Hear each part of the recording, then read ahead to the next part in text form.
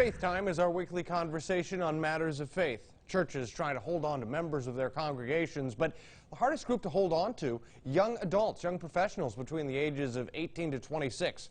Jordan Thrash is the Young Adults Connections pastor at Three Circle Church. We talk about why that age group drifts from the church and how to bring them back.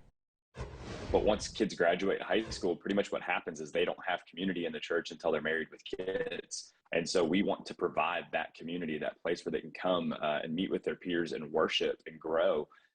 That's unique to them because their stage of life looks so much different.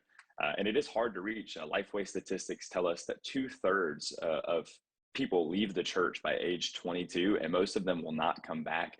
And I think it's because there's not an authentic community for them. They kind of feel left out in the normal goings of the church. And we really want to make sure that they have an opportunity to, of course, attend our large gatherings, but also have their own community that exists for them and to help them.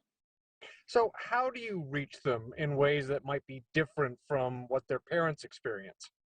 Yeah, so for me, it's actually just going out there and doing it. And I know that sounds interesting, but for a lot of adults, the church really just has to exist. Like you can go on What's Happening in Daphne or Fairhope, and they'll have a family that says, hey, I need a good church. And people will give them 30 answers because if you have good programs and a good product, families show up. With young adults, it's a little different. You need to meet them where they are.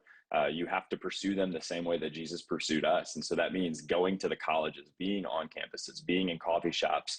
We recently joined the Chamber of Commerce in both Mobile and Baldwin counties because we want to go where young adults and young professionals are because I think that's what we're called to do. Now, meteorologist Colleen Peterson with your